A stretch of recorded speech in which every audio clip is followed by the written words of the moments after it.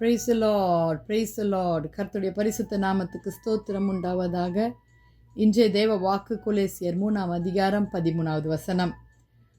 ஒருவர் பேரில் ஒருவருக்கு குறைபாடு உண்டானால் கிறிஸ்து உங்களுக்கு மன்னித்தது போல ஒருவருக்கு ஒருவர் மன்னியுங்கள். ஆம் தேவ ஜனங்களே, இந்நாட்களில் தேவ ஜனங்களுக்குள்ளே மன்னிக்கும் சுபாவம் குறைந்து கொண்டே வருகிறது. விட்டு கொடுக்கிற சுபாவம் இல்லை. பெருமையின் ஆவி. ஆண்டவர் தாமே மன்னிப்பாராக. ஹல்லேலூயா.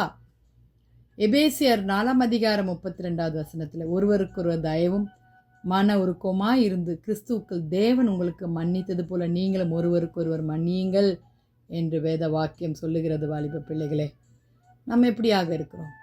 சின்ன சின்ன காரியத்திற்கு மன்னிக்கிற சுபாவம் இல்லாதவர்களாக இருக்கிறோமா? பெரியவங்களானாலும் சரி, சிறியவர்களானாலும் சரி, சின்ன சின்ன காரியங்களில் மனஸ்தாபப்படுகிறோம். கர்த்தர் மன்னிப்பாராக. கர்த்தர்கிட்ட கேட்போமா, ஆண்டவரே பிதாவே இவருக்கு மன்னியும்னு நீங்கள் அந்த சிலுவையில் நீங்கள் சொன்னது போல கர்த்தாவே எங்களை நீர் ஆண்டவரே மன்னிங்கப்பா. மத்தேயு 18ஆம் அதிகாரம் 22வது வசனத்தில் இயேசு 7 தரம் மாத்திரம் அல்ல 70 தரம் மட்டும் மன்னிக்க வேண்டும் என்று நான் உனக்கு சொல்லுகிறேன் என்றார். ஆம் வாலிப பிள்ளைகளே, ஒருவருக்கொருவர் குற்றங்களை மன்னிக்கணும். தாய் தகப்பன் மத்தியில் மன்னிப்பு வேணும். பிள்ளைகள் மத்தியில் மன்னிப்பு வேணும். கணவன் மனைவி மத்தியில் மன்னிப்பு வேணும். ஹல்லேலூயா. அம்மா அப்பா மத்தியில் மன்னிப்பு வேணும். பெரியவர்கள் மத்தியில் மன்னிப்பு வேணும். உற்றார் உறவினர் மத்தியில் மன்னிப்பு வேணும். வாலிப பிள்ளைகளே, ஹல்லேலூயா, ஹல்லேலூயா. அப்போஸ்தலர் 5ஆம் அதிகாரம் 31வது வசனத்தில் இஸ்ரவேலருக்கு மனம் திரும்புதலையும் பாவ மன்னிப்பையும் அருளுவதற்கு இயேசுவை உயர்த்தினார். ஹல்லேலூயா. ஆம் தேவ ஜனங்களே, கிறிஸ்து ஒருவருக்கொருவர் மன்னிக்கிறது போல நீங்கள் ஒருவருக்கொருவர் மன்னிங்கள் என்று அவர் நம்முடைய பாவங்களுக்காக, நாம் செய்த பாவங்களுக்காக ஆண்டவர் நம்மை மன்னித்து அவருடைய பெரிதான ரட்சிப்பை நமக்கு தந்திருக்கிறார். வாலிப பிள்ளைகளே, ஜெபிக்கலாமா?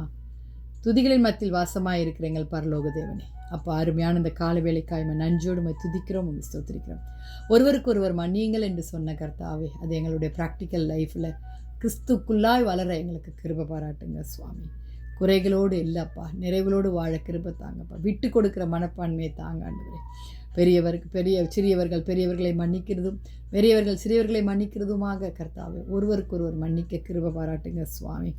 அவர் மன்னிக்கிறதுக்கு தயவு புரிந்தவராக இருக்கிறார் என்று நாங்கள் வேதத்தில் வாசிக்கிறோமே ஆண்டவரே. ஆமாப்பா. மீகா 7ஆம் அதிகாரம் 18வது அக்கிரமத்தை பொறுத்து மீறுதலை மன்னிக்கிற தேவருக்கு ஒப்பான தேவன் யார்? ஹல்லேலூயா. ஆமாண்டவரே, நீர் எங்களையே பலியாய் கேட்டிருக்கிறீங்கப்பா. நாங்கள் எங்களுடைய கர்த்தாவே ஆவியாத்ம சரீரத்தை பலியாய் கொடுக்குறோம். எங்களை மன்னிங்க சுவாமி. நீர் மாத்திரம் மகிமைப்படுங்க கர்த்தாவே.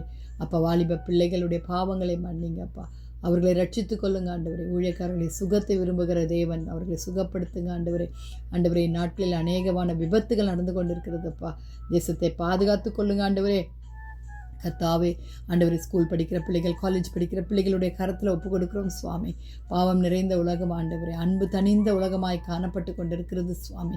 ஏசப்பா கர்த்தாவே, கிறிஸ்துவர்கள் மத்தியில் கர்த்தாவே அன்பு குறைந்தது. தேவ அன்பு ஆண்டவரே, தேவ பயம் குறைந்து கொண்டிருக்கிறது சுவாமி. மன்னிங்க ஆண்டவரே, மன்னிங்கப்பா கர்த்தாவே. தேசத்தை பாதுகாத்து கொள்ளுங்க. தேசத்தின் குடிகளை பாதுகாத்து கொள்ளுங்கப்பா. அவருடைய தேவைகள்லாம் சந்திங்க. தேசத்தில் சமாதானம் அமெரிக்கையும் தர வேண்டுமாய் ஜெபிக்கிறோம் சுவாமி. ஏசப்பா, நீங்கள் ஊழியக்காரருடைய சுகத்தையும் பலத்தையும் அவர்களுடைய தேவைகளை சந்திங்க ஆண்டவரே. வேலையில்லாத பிள்ளைகளுக்கு வேலையை தந்து ஆசீர்வதிங்க அப்பா. துதி கன மகிமை உமக்கே செலுத்துகிறோம். இயேசுவின் மூலம் ஜெபம் கேளும் பிதாவே. ஆமென். Have a blessed day. God bless you.